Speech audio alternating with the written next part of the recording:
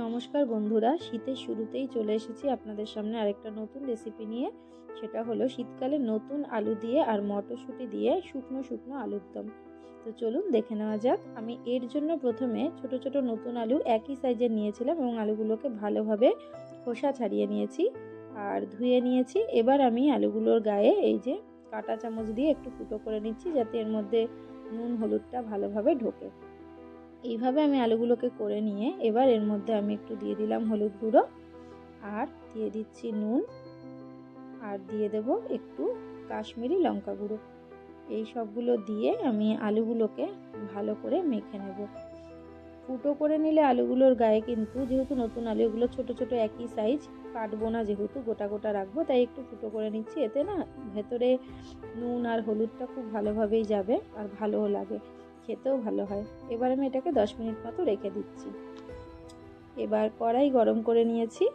কড়াই গরম করে এর মধ্যে আমি প্রথমে খানিকটা সর্ষের তেল দিয়ে দিলাম। এই রান্নাটা পুরোটাই কিন্তু আমি সর্ষের তেলেই করব।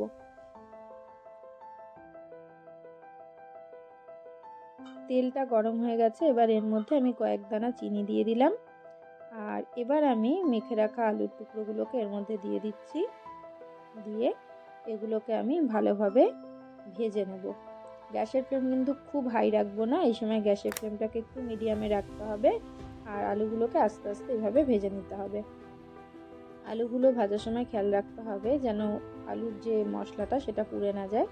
তো সেইভাবেই মশলাটা বলতে নুন আর হলুদ, এটা যেন পুড়ে না যায়। আলুটা কিন্তু দেখুন লাল লাল হয়েছে কিন্তু পুড়ে যায়নি। এইভাবে আলুগুলোকে কিছুক্ষণ ভাজলে এগুলো মোটামুটি ভাজা হয়ে যাবে। এবার আলুগুলো ভাজা হয়ে গেছে, আমি একটা বাটিতে এগুলোকে তুলে নিচ্ছি।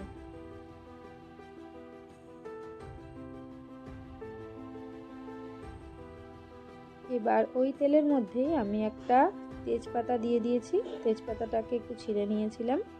এবার আমি দিয়ে দিচ্ছি পেঁয়াজ কুচি। পেঁয়াজ কুচিগুলো একদম কুচি করে কাটিনি, লম্বা লম্বা করে কুচি করেছি। এরকমভাবেই কুচি করলে ভালো লাগে আলুর দমের ক্ষেত্রে। তাই এইভাবে কুচি করে আমি পেঁয়াজগুলোকে কেটে ভালো করে কিন্তু ব্রাউন করে একদম ভেজে নেব। পেঁয়াজগুলো মোটামুটি ব্রাউন ভাজা হয়ে গেছে। এবার এর মধ্যে আমি আদা, কাঁচা লঙ্কা, টমেটো আর অল্প একটু রসুন দিয়ে একটা পেস্ট করেছিলাম, সেই পেস্টটা দিয়ে দিলাম। আর বাটিটাকে ধুয়ে অল্প একটু জল দিলাম। দিয়ে এবার আমি মশলাটাকে কষিয়ে নেব। মশলাটাকে খুব ভালোভাবে কষাতে হবে, যতক্ষণ না মশলাটার থেকে তেল ছাড়ছে ততক্ষণ কিন্তু মশলাটাকে কষাতে হবে। গ্যাসের ফ্লেমটা এই সময় খুব হাই রাখবেন না, মিডিয়ামেই কিন্তু এই রান্নাটা করবেন, নাহলে মশলাটা পুড়ে যেতে পারে। এবার এর মধ্যে আমি 2 টিস্পুন জিরে গুঁড়ো দিয়ে দিলাম, আর 2 টিস্পুন দিয়ে দিচ্ছি ধনে গুঁড়ো। আর একটা জিনিস দেবো, সেটা হলো সানরাইজের আলুর দম মশলা, সেটাও আমি খুব অল্প পরিমাণেই দিয়েছি। এবার এটা দিয়ে আমি ভালোভাবে এটাকে মিক্স করে নিচ্ছি এবং মশলাটাকে এর সাথে কষিয়ে নিচ্ছি। যতক্ষণ না এটার থেকে তেল ছাড়ছে ততক্ষণ কিন্তু এটাকে ভালো করে কষাতে হবে। দেখুন আমার মশলাটা প্রায় কষানো হয়েই এসছে, এটার থেকে তেল ছাড়াও বেশ ভালোভাবেই শুরু হয়ে গেছে। এবার এটার মধ্যে আমি মটরশুঁটিগুলোকে দিয়ে দেবো। মটরশুঁটিগুলো কিন্তু আগে দেবো না, কারণ মটরশুঁটিগুলো আগে দিয়ে ভাজলে অনেক সময় মটরশুঁটিগুলোর থেকে খোসাগুলো ছেড়ে দেয় এবং মটরশুঁটির দানাগুলো ভেঙে যায়। এতে কিন্তু আলুর দমটা খেতেও যাই হোক না কেন, খাওয়ার ওপর প্রভাব না পড়লেও দেখতে কিন্তু মোটেও ভালো লাগে না। এই যে কষানো হয়ে গেছে, এবার আমি ভাজা আলুগুলোকে এর মধ্যে দিয়ে দিলাম।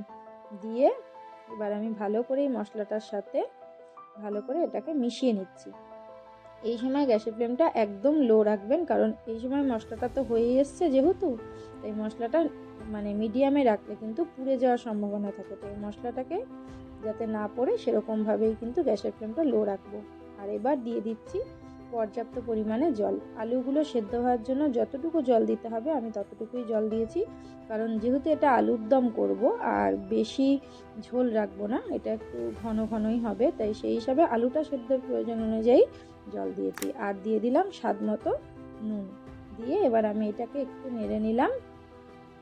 ভালোভাবে নেড়ে চেড়ে নিয়ে এটাকে এবার আমি 10 মিনিট মতো ঢাকা দিয়ে রাখবো। এবার গ্যাসের ফ্লেমটাকে বাড়িয়ে দেব। 10 মিনিট হয়ে যাওয়ার পর ঢাকা খুলেছি।